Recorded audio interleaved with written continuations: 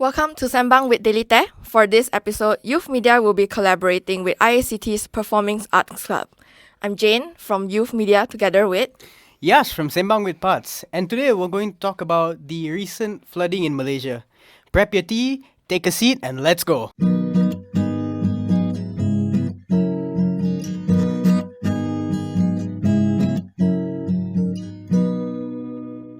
They call it the flood once every 100 years. Today, several parts of Malaysia are suffering from one of the worst floods since 1971. Well, a major flood has occurred in some of the states in Malaysia. The rain started on Friday, 17 December. Flooding states including Selangor, Perak, Pahang, Negeri Sembilan, Malacca, Kelantan, Kuala Lumpur, and Terengganu.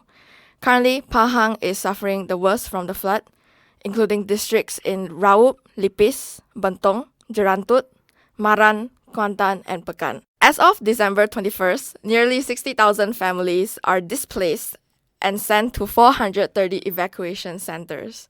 So why did this happen? So the flood resulted from the after effects of a rare tropical depression caused a landfall north of the city of Kuantan and Keamanan.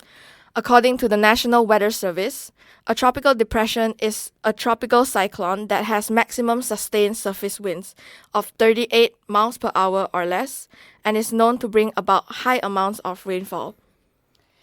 So the winds can destroy rural houses, and usually this begins with the roof because it's made out of zinc. And as you can tell with all these older rural houses, they're built with whatever is there, and usually they're not attached on too hard. So when a strong wind like this hits, especially with 38 miles per hour, that's going to be a huge issue because zinc is very light. It's a very light kind of steel. Although it puts a roof over your head, it can also be blown off. So you combine that with the flood waters, which can very well affect a rural house which would usually be built out of wood. And a lot of people's homes would be swept into the closest rivers or oceans, leading to a lot of people losing their homes as they can't withstand a lot of pressure. This flood is actually one of the worst floods to hit central West Malaysia in 100 years. A similar flood happened in January 1971, resulting in 32 deaths and 180,000 people were affected. So Yash, how did the flood affect the people in Malaysia? Well, so far, over 64,000 people have been displaced and almost 15,000 families have been evacuated so far from the affected areas. If you have driven anywhere over the past few days, you would have noticed the potholes everywhere. Even if you didn't see them, you would have felt them. And this is caused by when the rain seeps through the tar and usually pools underneath. Now, the way this happens is when there is when they tar the roads, there would be air pockets underneath if they did not flatten it properly. Now, what happens is when it rains and it floods, the pressure of the water would push all the air out of said air pocket. And once the pressure starts reducing and the tar starts returning back to its normal shape, there's no air to suck because it's covered in water, so it would suck up all the water. And vehicles traveling across that would eventually break the roads and start causing all of these patches all over the place, which cause really, really bad accidents on the highway so far. I would agree. I mean, especially for motorcycles because they only have like one tire going. So people would easily fall just because of the plot holes. You mean a pair of tires? Okay, I'm sorry. I'm sorry. So now, in order to avoid causing way more potholes than is needed in Malaysia, they have the smart tunnel, which so far has absorbed about 5 million cubic meters of water. And how this works is that the smart tunnel is actually built at an angle, right? It's like a hill. So water is a fluid that has no shape. Now, what happens is it will look for the closest crevice to go into, and because it's got no shape, it will just flow in until it's full. So the smart tunnel has a holding lake. Now, what will happen is the water will fill up to the point this lake is full. Now, what happens when a lake is full? Well, it's just like this. If you put a mountain and you put a river in between it before the next slope, if water were to flow down it, it would pool up to the point it gets full before it pours down. Now, what this does is that it, first of all, absorbs most of the water and reduces the amount of flood that's going on above ground. But the smart tunnel is also built in a way where the tunnel itself can store water. Now, when this happens, it absorbs even more of the surface area that's covered above ground. So it actually reduces the flood, and the smart tunnel has been doing an amazing job so far. And however, it's not been doing that good of a job, if I'm honest, because there's still flood waters. I can't blame it. There's only one tunnel. It may need a friend very soon. True. And because the flood waters have been so high, there have been pest issues with rodents, bugs, snakes, Crocodiles. yes, and they'll all try entering people's homes once in order to escape the flood, because if you put it this way, their habitats were destroyed or were filled up with water. So a lot of these animals, they want to seek higher ground in order to stay safe and to survive. So in doing that, they're going into unknown territory, uncharted territory. When they do that, they become rather aggressive and they just become defensive for themselves because, they don't know their surrounding, they don't want to be hurt, and they want the territory to keep themselves safe. When they begin to enter people's homes, they become increasingly aggressive towards the residents that are inside. And this could be especially harmful if you've got young children, as, for instance, if a venomous snake or a crocodile were to enter your home, it would be extra dangerous as they might be able to take out the child in one swoop. True. Because They're very they don't small. they don't understand like the basic safety measures sometimes. Yeah. Even if they see a snake, they're going to run. At the end of the day, they don't know how to outsmart a snake or true. outwit a crocodile. True. Like, quite a number of adults can just search it on YouTube, but young kids don't have that capacity. They think that, all animals, you just bolt and it won't follow. No, sometimes they would think like animals that are moving are toys. Maybe they think they're toys. Yeah, I did not think about that one actually. Yeah, That's good like, insight. There are toys that they were made for the water. They would just swim themselves. Maybe they would think that's a toy, and then danger happens, trouble happens. I did not think of that one. And also, have you seen a video recently on social media where there was a snapping turtle in someone's house? Yes, I did. It was in his kitchen, and when I saw that video, it was quite a big one. Now, there's a reason why there's the snap in the snapping turtle's name. So, obviously, it would be a massive danger to people's feet, as, snap. And this is a massive problem when it comes to people's safety. And in general, even if they don't suffer the risk of animals crawling in, you still have the issue of belongings being washed away, homes being taken away, people's livelihoods being lost, and especially people losing the Basic necessities. Yes, thank you. I've lost that one straight off the top of my head. It's right on the tip of my tongue. And when losing all of this, it takes people a lot of time to recuperate and regain everything they've lost.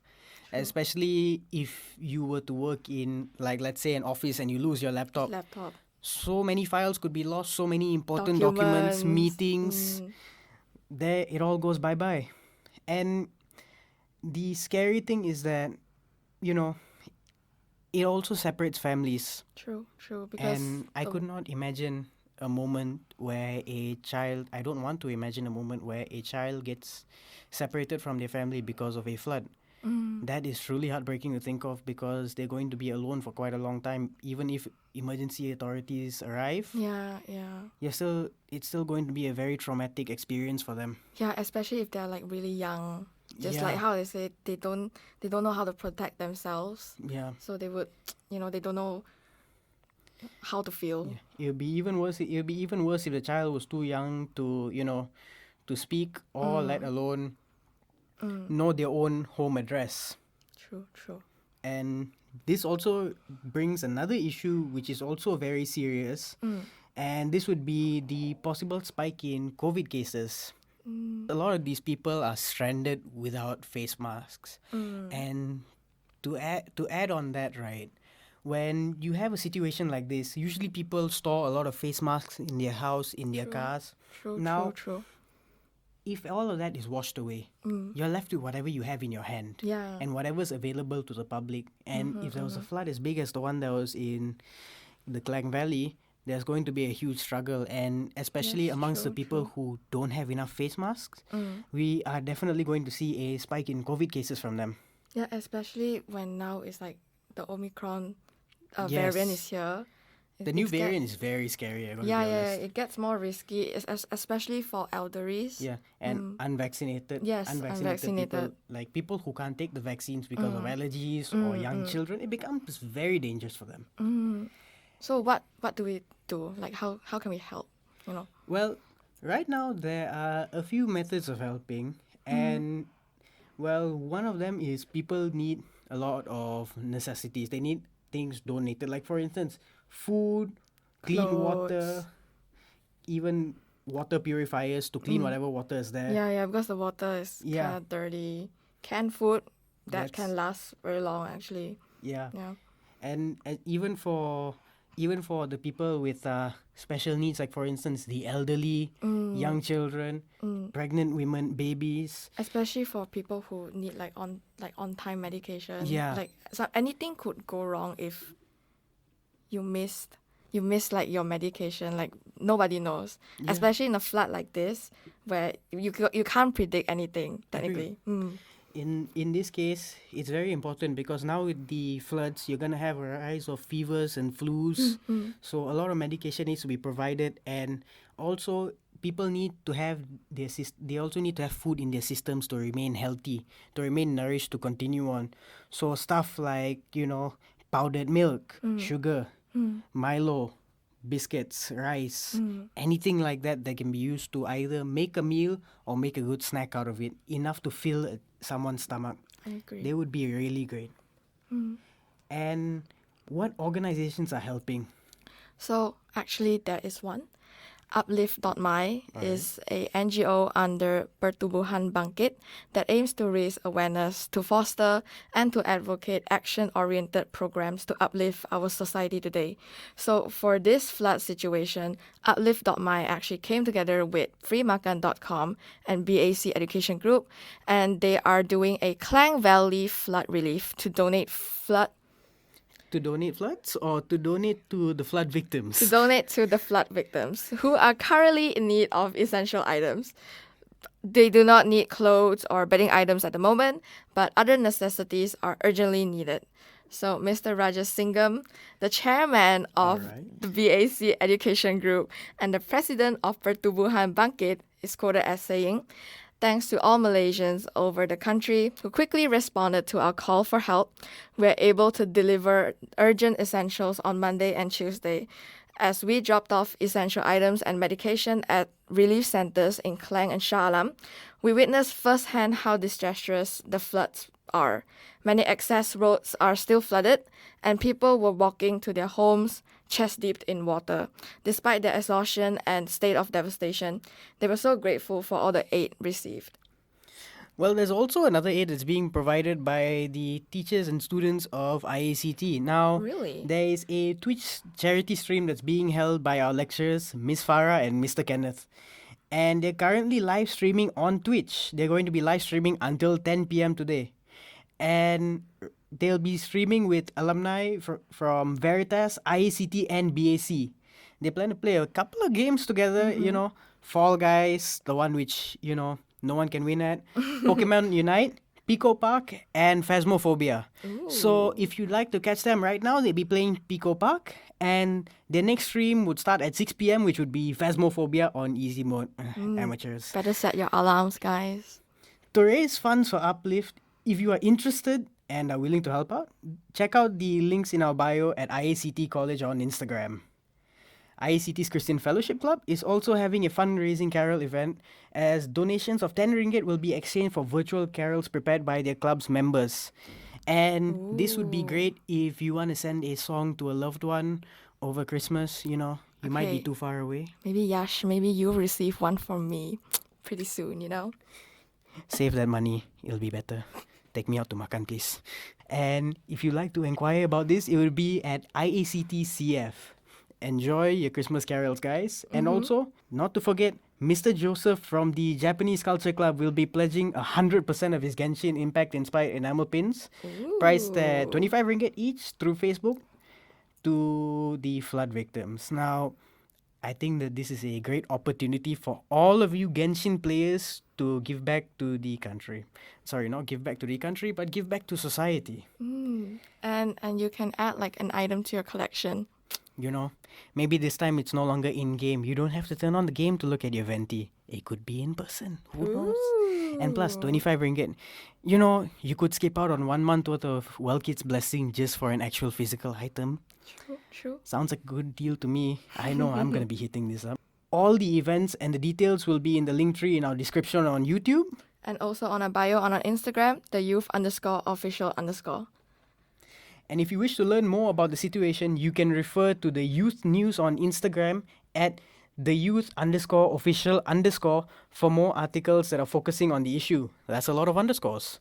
I know. In collaboration with BAC Education Group, freemakan.com and uplift.my.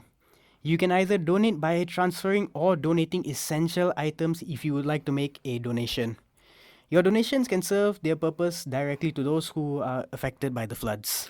For bank transfers, you can transfer to Pertubuhan Bangkit, which is the Uplift organization. For more information on the bank account details, you can check out our post on our Instagram. For donation of essential items, which is preferred, you can drop the items off at VSQ PJ from 9 a.m. to 9 p.m. daily. Thank you for listening. If you enjoyed this episode and if you love to support the flood victims, please share it with others, share it with your friends, your families, post it all around in social media. Take care of each other and stay safe. Jane? And Yash, signing out. And remember people, kita jaga kita.